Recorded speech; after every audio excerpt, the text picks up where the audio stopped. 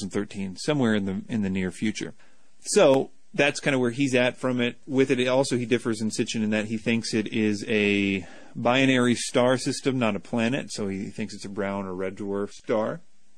So I'm just going to first talk about that issue with Sitchin. A lot of people believe in Nibiru or some version of that. It's really important that you know that the entire thing is, as far as Sitchin goes, we now know that the guy didn't even know the basics of Sumerian art, let alone the language. Of course, Michael Heiser in his excellent website, sitchiniswrong.com, goes through this much more meticulously than I'm about to here. But just a few things on it. The main thing is from this, what they call a cylinder seal, which is something that, like a Sumerian carving. And it's got a picture of what looks like, what Sitchin says is the sun and a bunch of planets around it. He essentially says that the Sumerians therefore knew that there were more planets than there actually are, one of which is Nibiru. Now, this thing is refuted pretty simply, and Heiser goes through it on his site. The Sumerians, never would draw the sun, like a thing in the middle there that he says is the sun, i.e. the solar system. The Sumerians, this would constitute the first time in history that the Sumerians drew the sun like that. And it's not as though the Sumerians were wishy-washy about how they depicted the sun. You got to remember, they worshipped the sun. The sun was Shamash. I mean, the sun appeared in almost every Sumerian relief, and it was depicted either one of two ways. One of which was like a circle with some squiggly lines in it, and very many examples in that. And another one is, especially in the later times, towards the Assyrian times, and a little before that, is the solar disk. But we could go through many different ways to show that solar disk was referring to Shamash, the sun god. We could go into detail, and Heiser goes into much more detail. I don't want to spend too much time on that because it's a radio show, and I'm not really going to be showing you pictures here. But I do want to mention a few things about Nibiru in terms of their texts. Now, nobody could have done this when Sitchin was writing his books in the 70s and 80s. But nowadays, we can do a word search in the Sumerian for every instance of the word Nibiru. Every tablet that is known, like millions of these tablets, right? It took 90 years. But what they did was they took every word that's ever been mentioned in every tablet and they cataloged it. Okay? So, again, this is a massive project. The Chicago Assyrian Dictionary, CAD, the Oriental Institute, you can find this online. Okay, so there's maybe, out of all these texts, of all the possible mentions of this word Nibiru, I think it's something like 20 times is the thing mentioned. 20 times, okay? So we can look at every single instance that this word was used. Keep in mind, this was impossible at the time for the common man to do this unless they were at the university, where these cards were. So Sitchin knew he could get away with lying about what Nibiru was because he knew nobody would look it up or couldn't look it up. But nowadays we can look it up, and there is not a single text that has Nibiru as a planet beyond Pluto. There is not a single text in all those words that connects Nibiru with the Anunnaki. It never says, and the Anunnaki went to Nibiru, or Nibiru and there's just no association with the two. Complete and total lie on the part of Sitchin. The idea that Nibiru is cycling around the solar system every 3,600 years is a total fabrication. There's no other way around it. The guy just made it up. He knew you wouldn't be able to figure it out, so he made it up. In fact, the way that they talk of Nibiru, it's there every year. I mean, it totally destroys Sitchin's thing. What they believe Nibiru was around every year. And the reason I'm not being exactly direct in what they believed it was is because there is a little bit of debate about what the Sumerians believed Nibiru was. The reason is because they refer to it pretty much as three different things. But I don't want to confuse you because you're going to think, oh, well, the confusion is because it's a planet from the whatever. But the confusion has nothing to do with it possibly being, what Sitchin is saying. What I mean is that almost every instance they call it Jupiter. It's unambiguously Marduk. It's Jupiter. But on one occasion it calls it Mercury. And again, they knew what Mercury was. They knew what Jupiter was, and that's what they were calling Nibiru. But then there's an occasion where it calls it a star. And the way it speaks of it, it seems as if they're talking about a pole star, which, of course, if you know anything about precession, like our North Star, the reason it's the North Star is because of the way precession is right now, but it won't always be the North Star. It'll continually change. So Heiser takes the view that it is probably a pole star because of the way they speak of it. And like I said, it's there every year. But I don't want to go into too much detail because it's really just unnecessary. What you need to know is that it has nothing to do with 3,600 years, has nothing to do with the Anunnaki. It never speaks of it as like a planet that's beyond Pluto. I mean, at the very least, it's what they knew to be Jupiter and what they knew to be Mercury. So it's a complete fabrication on that stuff. And you can look at Heiser's paper on that for much more detailed information about what I just talked about. Okay, so the idea, of course, about Planet X, and this depends on who you're hearing it from, Marshall Masters says that by 2012, we're going to see 2 suns in the sky. So he thinks this is a binary star system. Now, one of the things that the guy always says is that NASA believes 80% of the universe is binary stars. And that's true. I mean, that's like the one true thing the guy says is, yeah, there are mostly binary star systems. Binary star systems are essentially 2 suns per solar system. Sometimes they have their own planets for each star and stuff like that, but there's lots of different variations. And yeah, we are unique if we're not, but not that unique. Like 20% don't have binary star systems. So it's not like we're really unique. But yeah, we are a little unique if we don't have a binary star. And NASA and other scientists, they still haven't discounted the possibility that we're part of a binary star system. But the difference between everybody else and Marshall Masters or anybody else that kind of believes this way is that when they speak of us possibly being a binary star system, they're speaking of it being anywhere from 25,000 to 95,000 AU, that's Earth to Sun distances, away from us. I mean, that's like, an amazingly far distance from us. And, of course, it would have to be that far distance for it to go unnoticed. And that brings me to my next point. And we'll talk about Nemesis more and what that means here in a second.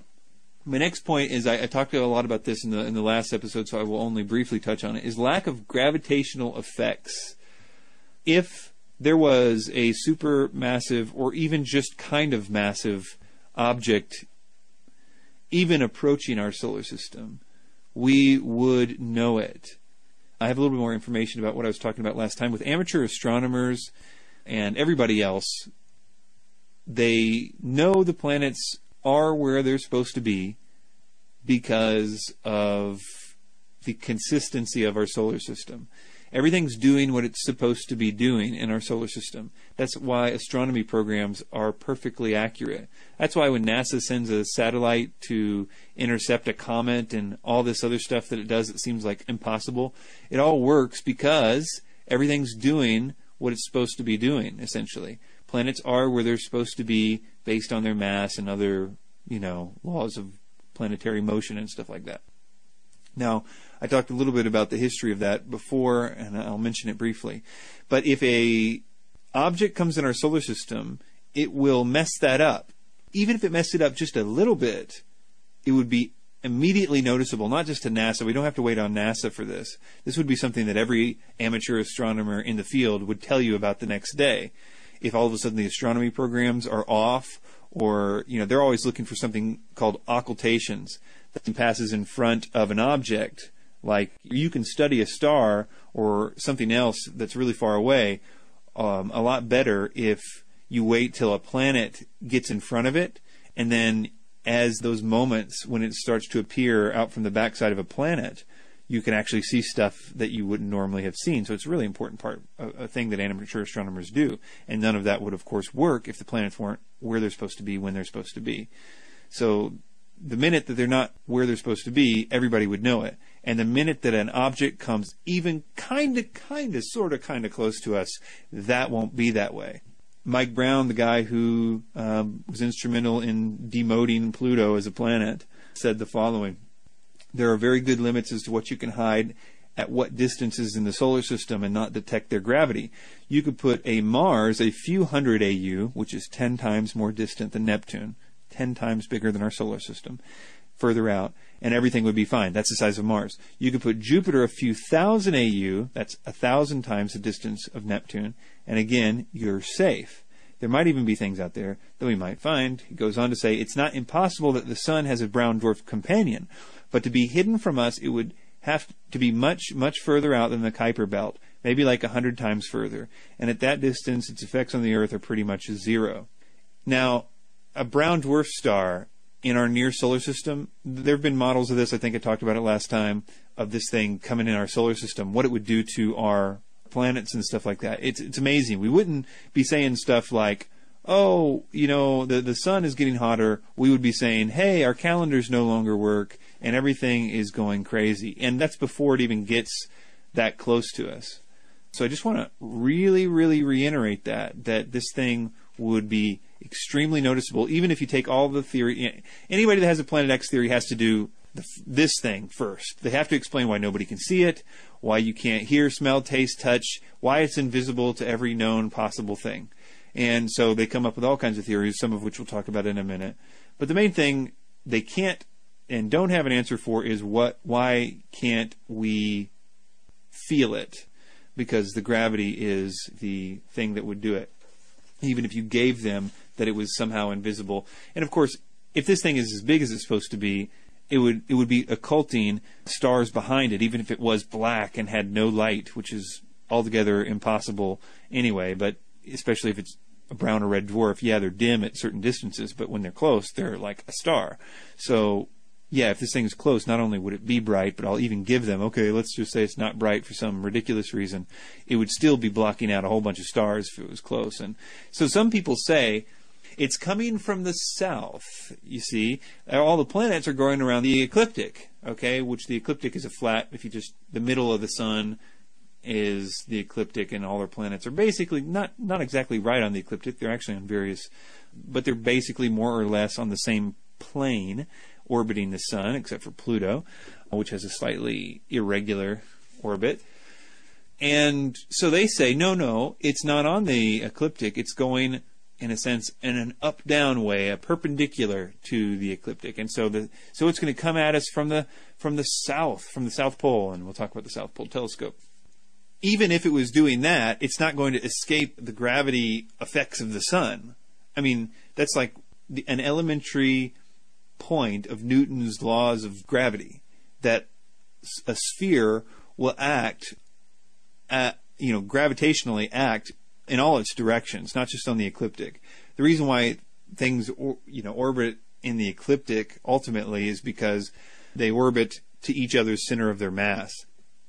It's such a common thing that even if you look at galaxies, you'll notice that they are all in disks. Even after, of course, all this time, they are orbiting in a disk-like shape. You don't see a big ball of a galaxy. They're in a disk. That's because that's how things do that. When you say, oh, well, this thing is coming in an up-down way, and that's why you can't see it, number one, it would still gravitationally mess with everything, and you'd still be able to see it. This is the same way that a lot of comets come in from that area. There's a cloud of comets around us. They call it the Oort cloud. And then there's another band of comets called the Kuiper belt. The Kuiper belt's like about a light year past the sun or something like that. And it's basically a big asteroid belt on the outer rim of our solar system. It's orbiting the ecliptic. But then the Oort cloud is just basically like that, a big cloud around our solar system kind of thing. They will get kicked in, and when they get kicked in, they come at us in all kinds of weird orbits and stuff like that. Or weird trajectories, I guess you could say. So it's not like, we don't know anything about those just because they're coming in from odd trajectories or whatnot.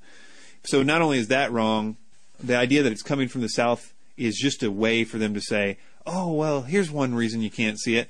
But I think, as we talked about last time, that makes no sense either, because spherical geometry is such that if you're standing on, for example, the North Pole, you're able to see half of the night sky. It's not exactly perfect, but if you're standing other places on the Earth, if you have a flat terrain, you can, throughout the course of the entire night, you'll be able to see half of the night sky, more or less, give or take. So from the equator, over the course of a year, you're going to be able to see the entire south sky. But anywhere below the equator, of course, you're going to be able to see more and more and more. And there are lots of examples of this. I mean, it's well known. The Gemini telescopes, that's what they boast about, that they see the entire night sky collectively. There's two telescopes. One is like in Arizona or something, and one's in Chile. And because they're on both the north and south hemispheres, they can image the entire sky together collectively. And so you don't hide anything by putting it on the South Pole. The South Pole, of course, the South Pole telescope is the big thing. The government's trying to hide it from you. But if the government's trying to hide it from you, they have a really funny way of showing it, because they built this massive, expensive telescope that is completely worthless for imaging dwarf stars or planets or stars or anything else. They built this great, extremely expensive telescope that doesn't even operate on infrared. It operates on, if it imaged a planet, it doesn't do planets. It doesn't do dwarf stars. We have dwarf star telescopes that are way unbelievably good, like WISE and IRAS, which we're talking about in a minute. But the South Pole conspiracy is ridiculous. That telescope operates on millimeter and sub-millimeter and microwave bands. These are huge bands you could measure on a ruler, and they are non-visible. The goal of the South Pole telescope is to image galaxies in the cosmic background radiation. It's to image things that are so distant. It's specifically tuned to do things that, by them being able to do those things, they make it impossible for them to be good at searching for Planet X. So it requires an ignorance of what is actually there in order to say it's all about Planet X at the South Pole telescope. It's definitely not about Planet X at the South Pole telescope. So dwarf stars in general. Let me back up and tell you again the story of Planet X. This is important. Masters leaves this completely out. No, he tells the story, but he forgets the most important part of the story. Just real briefly, the story of Planet X is this, that in the 1800s, after they started discovering these outer planets like Uranus and Neptune, they started to notice that, according to Kepler's laws of planetary motion, if those laws were accurate, then there was something going not quite right with their orbits. Mathematically, it wasn't able to be explained according to Kepler's laws of planetary motion. So what they called that is perturbations. They were being perturbed, that is, gravitationally perturbed. And the hypothesis was true with Neptune. This is actually how they found Neptune, where they said, okay, Uranus is not doing right. It is therefore mathematically probable that it's being perturbed by something, and that something should be right about here. And they said, would you go please look in this area of the sky, because I think something will be right there. And lo and behold, they found Neptune. So it really bolstered the case of this idea of, if you've got a perturbation, you can do the math, and the math on perturbations, as you can guess, is ridiculously difficult. But people do it. And so after that, though, they found Neptune, and it basically explained a lot of the things on Uranus. There were still some issues, but we later know that those issues were, let's say, operator error. The issue is this. So there were still some problems after they found Neptune, and they hypothesized, they just, okay, it worked last time, let's do it again. It must be a massive planet out there. Based on their calculations, whatever was still perturbing them would have to be a massive planet. It would have to be like a Jupiter-sized planet. And that would, according to their calculations, sort of solve the problem, if there was such a planet. So the race was on to go find the planet. And then they found Pluto, and they were happy at first because they thought it validated the theory, but as time went on, they realized that Pluto was not a very big planet, and therefore could not account for the gravitational anomalies on Neptune and Uranus. So then Marshall Masters stops telling you the story. And no more story after that. For Marshall Masters, he'll essentially conclude and now nobody's yet found Planet X, but the search is still on. But in the real world, the search stopped in 1992. Because in 1992, Voyager 2 went past Neptune on its way out to the outer solar system. It saw Neptune and saw something interesting about it, that it was actually just a little bit smaller than they had previously thought. So it was actually, I think it was 0.05. I think it said 0.5 last time, a little bit smaller than that. So everybody in the scientific community realized if it was smaller, I don't want to say everybody in the scientific community, speaking absolutes there, as the data came in, they realized that this actually meant, if it was smaller, then if you do the math, there wasn't a problem anymore. There was no need for this hypothesized supermassive object dubbed Planet X at that time. So after 1992, the scientific world stopped searching for Planet X in that regard. Okay, Planet X has since become named as like a placeholder for the next thing that we find or whatever, and that's a little bit different. But as far as explaining the gravitational anomalies that existed on Neptune and Uranus, nobody's looking for that anymore. But Marshall Masters is. And he doesn't mention the Voyager 2 thing, which is really disingenuous because that's like extremely common knowledge. And I'm certain that he knows about it. I mean, how could you not know about it if you're claiming to be so informed about this? Okay, so moving on to the Nemesis theory. You may have heard a lot about Nemesis, and I've often wanted to dig into Nemesis to see exactly what was going on with it. And I was surprised to see how kind of silly the idea was. I mean, essentially, the guy who proposed that Nemesis, that is to say, a potential star companion of our star, a binary star, which again is not a weird thing. Scientists are open to the possibility, but it would have to be extremely far out in order to make sense of why we... anyway, I'll get into that as I talk about this.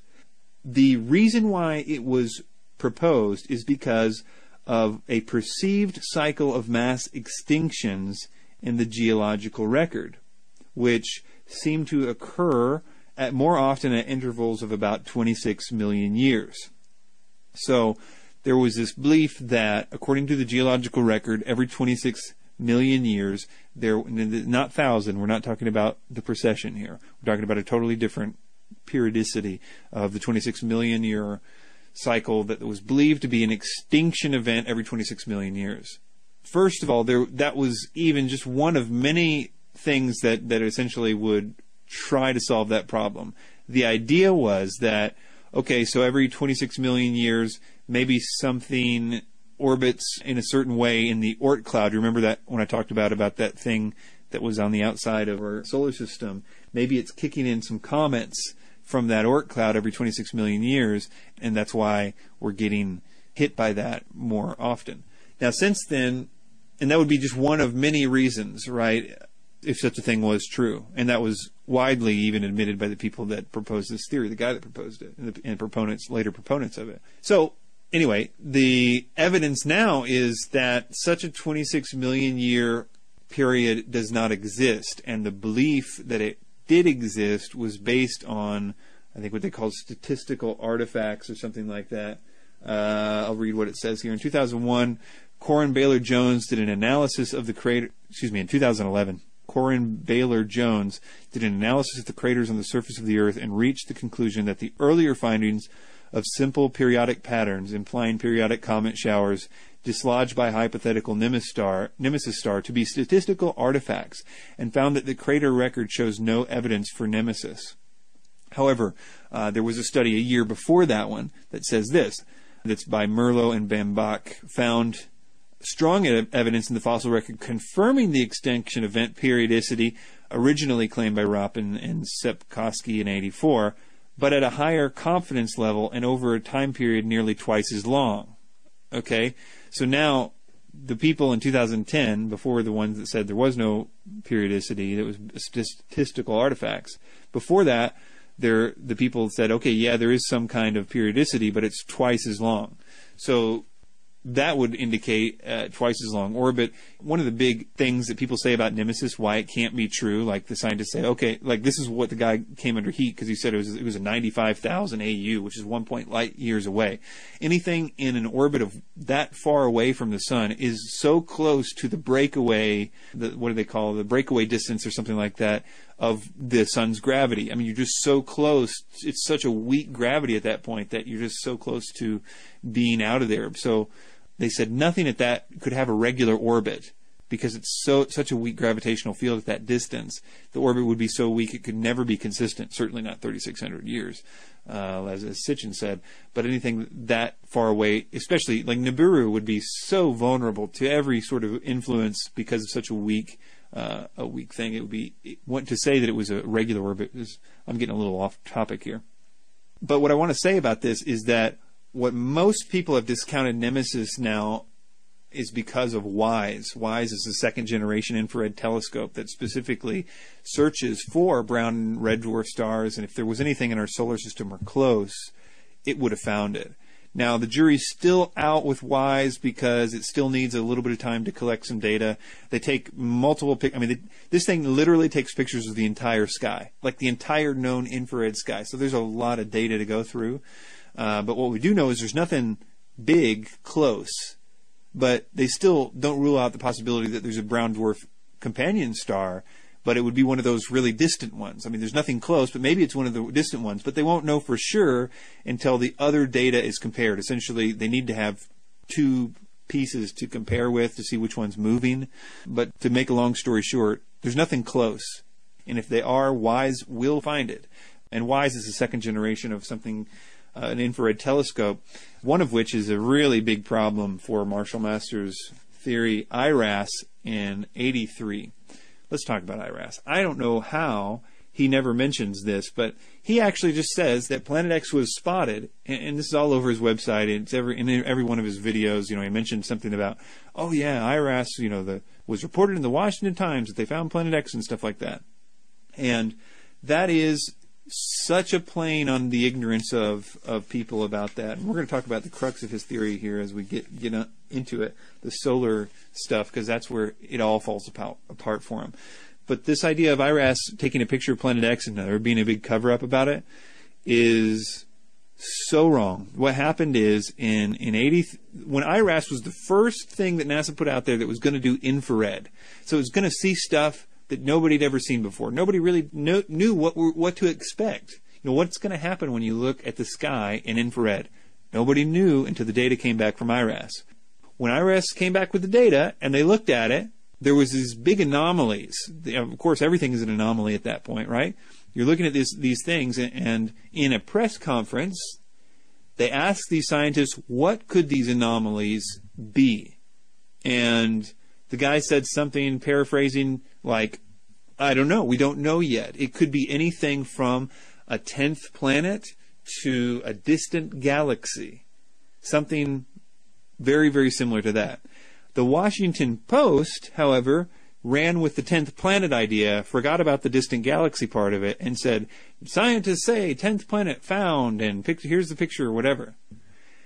So Washington and other news agencies picked it up. So that's where it gives it validity. The Washington Post reported that they took a picture of it based on this guy's saying this at a press conference. I mean, he's tried to, as much as possible, say what had happened, but people won't listen to the guy that want this to be Planet X. But here's the issue. You can now go and check.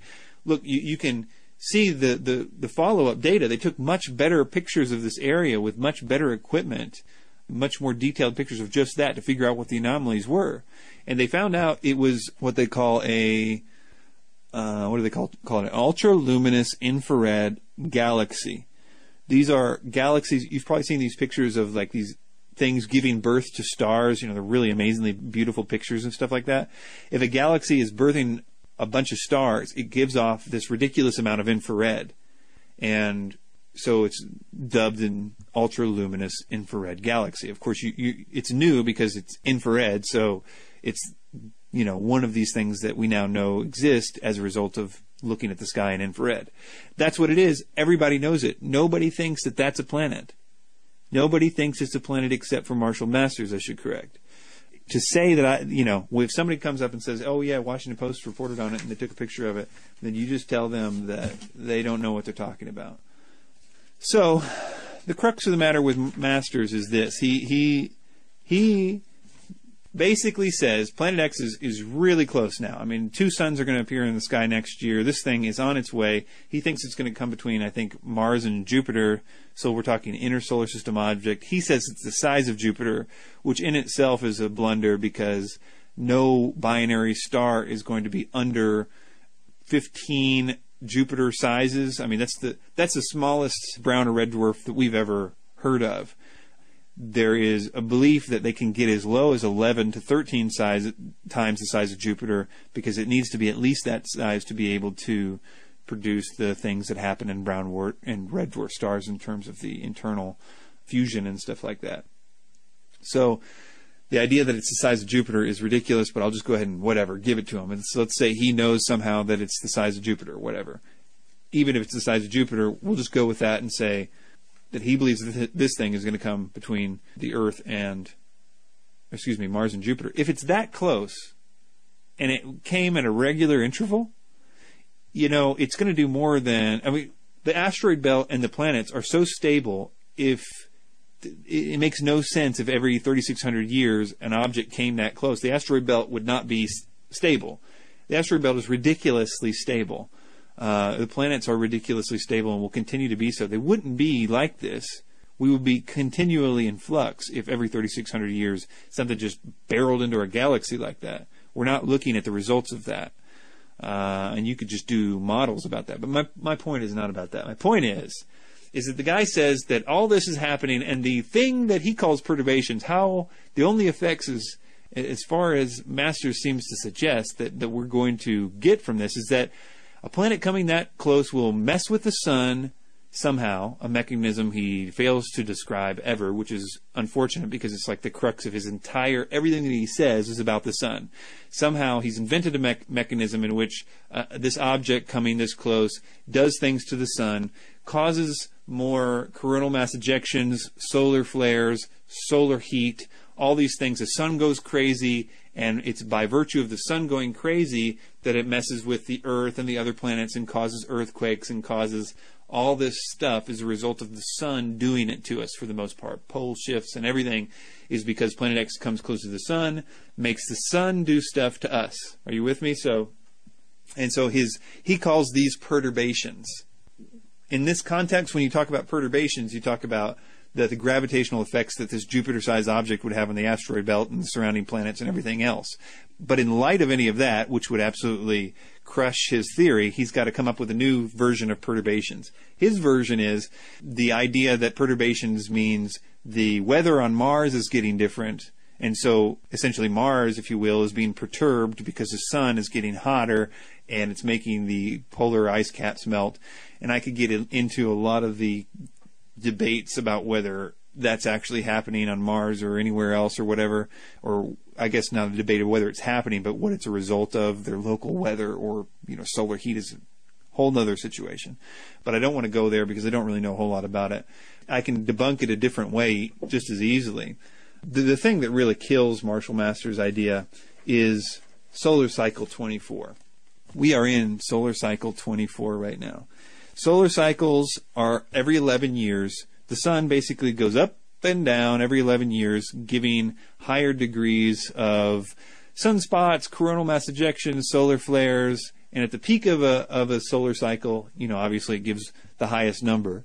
And then, of course, it's got every 11 years, it's also got a low peak. So, and these things have been studied meticulously since like at least 100 years. Most of these graphs go back to like the 1880s. And you're thinking, how can we judge solar flares for 100 years? Surely we didn't have the ability to look at solar flares for 100 years. Well, the reason they're able to accurately know what this was doing for these hundreds of years was because you can easily see what's known as sunspots. Okay, it's just what it sounds like. That's spots on the sun. They appear in different places on the sun and different things like that. But if you look at a graph of, say, sunspots and coronal mass ejections and solar flares and solar heat all next to each other, it would be doing essentially the exact same thing. As sunspots go, so do coronal mass ejections, so do solar flares, so does solar heat. And it's so well known that just by counting the number of these stupid spots, you can actually tell all these other things too. So it's so widely agreed upon now that it's just included in these graphs. We have these going back to, as I said, the 1800s. Now, here's the crux of the matter. What happened was, in about 3 years ago, we started this solar cycle. And there were two groups of people that were making predictions about this solar cycle. To make a long story short, one was predicting that the sun had a long memory.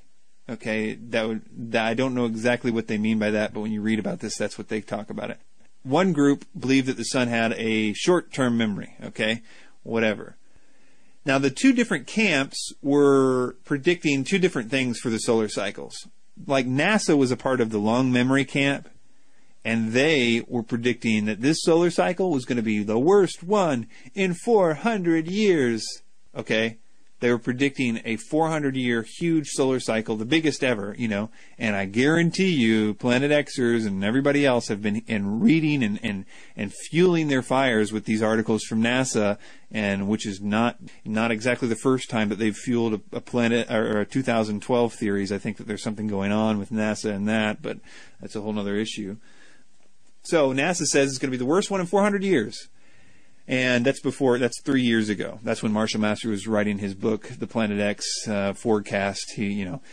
Everything that he says is completely dependent upon right now in 2012, 2013. In order for Marshall Masters to be even slightly right, in order for him not to be a complete and total quack, he needs the sun to be going crazy right now.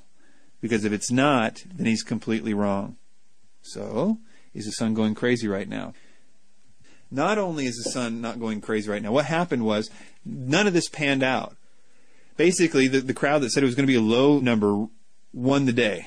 Once you're about 3 years into it, it's almost a given exactly what it's going to do. But it almost doesn't even matter what it does from here on out, because we are so low right now that if you look at a graph of this, where we are right now is unbelievably low. I mean, we're going to be lower in our highest point. I mean, even if you give it the benefit of doubt where it's going to be kind of high this year, it's still going to be the lowest in 100 years. We are so far below the average. It's not ridiculously below the average. I don't want you to say, "Oh, well, but maybe it's causing the reverse." Well, no, it's just below average. It's not ridiculously below average or whatever, but it's below the average. And that you can see this in every graph, whether it's solar heat or coronal mass ejections or whatever. People are always saying, "Look at the solar flare; it's proof of this." There's always going to be solar flares, big ones, small ones, whatever.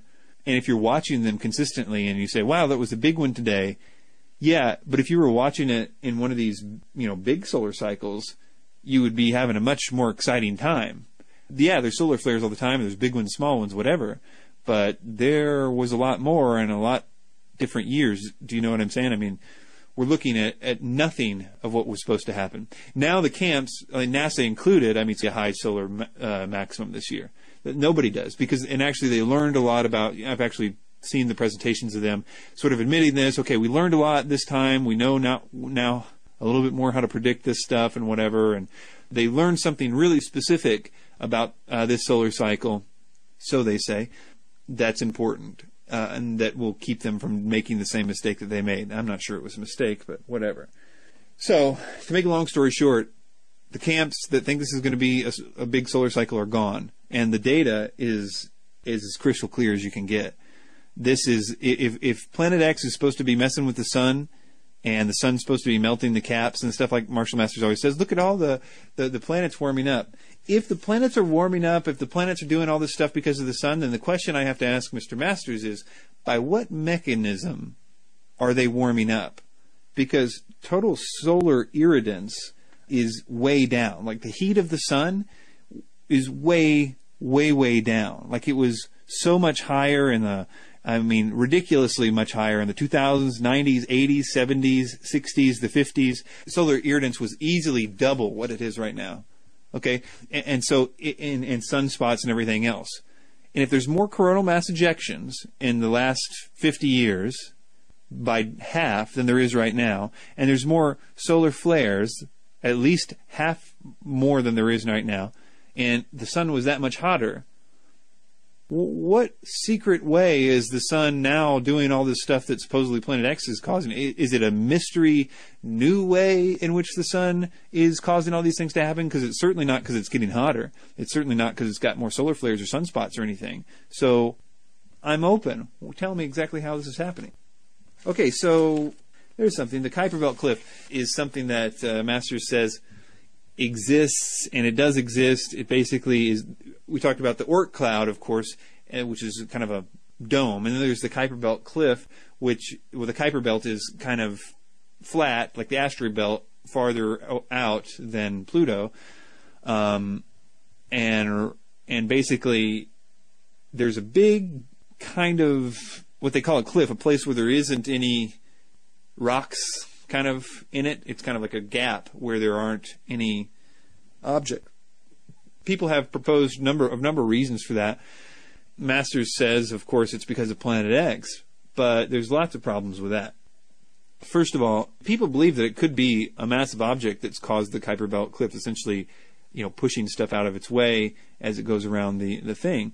And it could be a massive object, but when they say massive, they're talking about an object anywhere from 30 to 70 times the size of Earth.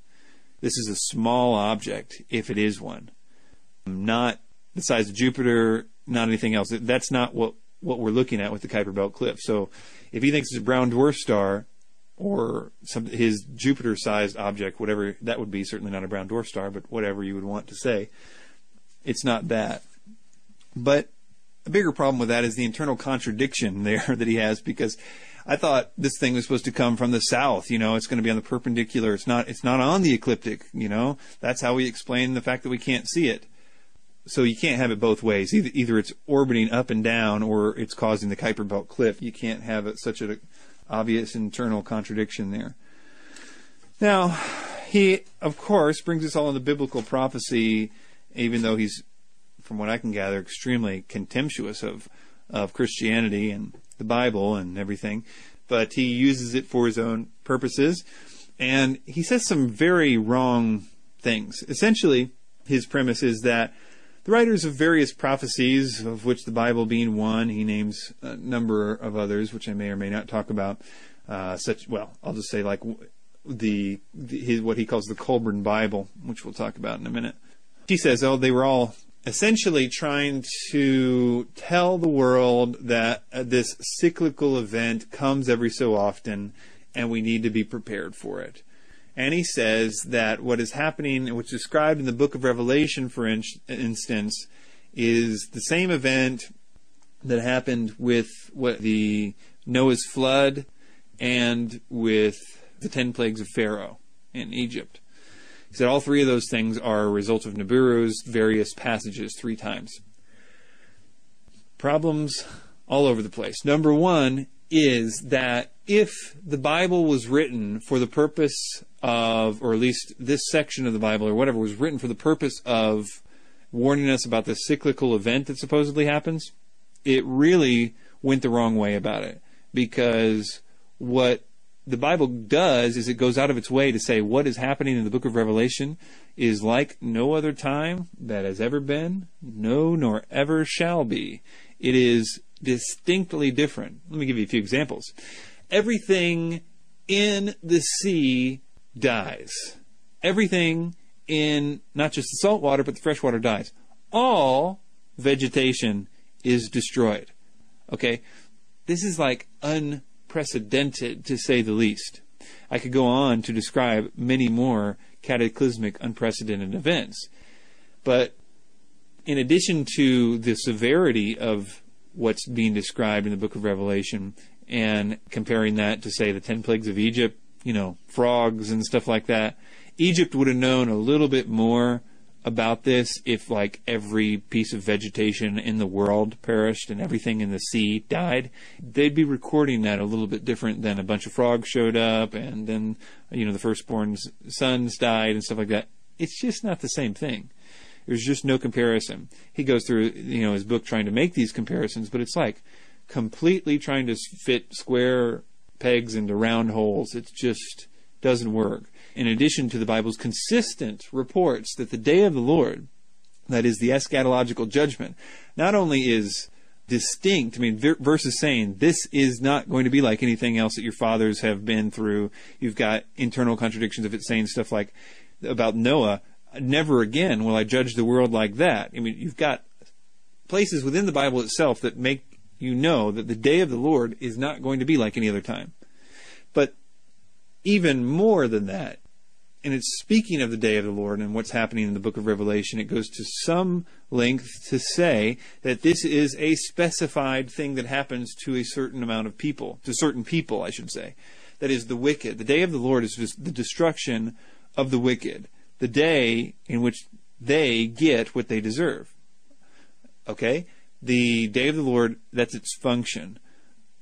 Almost, no matter what people's view on the rapture is or whatever, they essentially agree on this point, that what happens in the day of the Lord, with God's wrath, somehow, some way, it is not for the righteous. And the reason, it's not just one verse, God has not appointed us to wrath. It's like every mention of the day of the Lord, this is not going to be for you.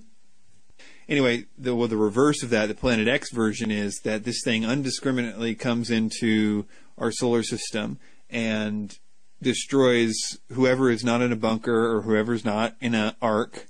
And, as he calls these arks, these things where the elites will escape and stuff like that. So, and then his version of how everybody gets enlightened, because the guy's a New Ager, he channels, these beings and stuff, which is finally why I couldn't figure him out for a long time. I was like, is this guy like just a charlatan? Because he's clearly saying things that are untrue, and I guess I thought he was just trying to make money, but then I realized at some point, listening to a radio interview, and he was talking about how he got all this information from the spirit world, and then it hit me. He's like, oh, this guy just is a complete believer that the entities that he's talking to have his best interest in mind.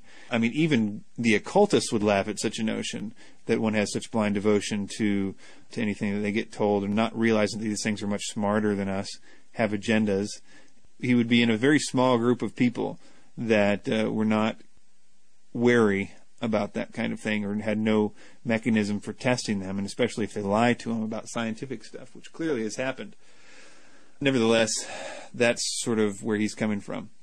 Anyway, the idea he says we're going to get enlightened by is by virtue of us getting rid of our paradigm. Okay, ever heard that one before? Once you go through this great cataclysm, you'll realize that Christianity was a bunch of hooey, and you'll become an ancient astronaut theorist. That's what he says in his book, almost verbatim, except he doesn't call it an ancient astronaut theory. So once you become an ancient astronaut theorist and get rid of Christianity, according to him, that's going to cause an evolution.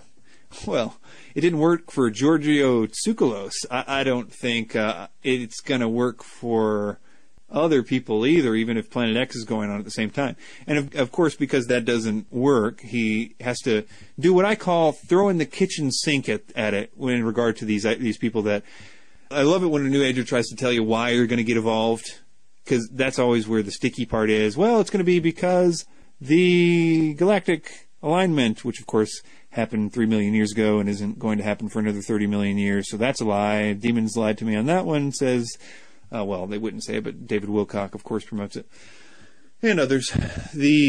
So what I'm saying is they never say, or the photon belt or something, which of course is channeled information, which is totally bogus and obviously can't work. You can see my David Icke Debunked movie for more on debunking of the photon belt, or you can just Google it. Anyway, so he says, okay, so it's not just that you have to get rid of your Christianity and become an ancient astronaut theorist, and that's how you become evolved, although he says that. He says it's also because you go through this great cataclysm, and that changes you. And because the cataclysm is so great, and here is where he brings in Velikovsky and essentially the idea of evolutionary, you become evolved when cataclysms happen. Now, this is kind of comparing apples and oranges, even though it doesn't really sound like it. If you say that cataclysm will turn you into an enlightened being, and as evidence for that, you submit that evolution in the past or whatever was a result of catastrophic events happening and animals adapting to their environment after that.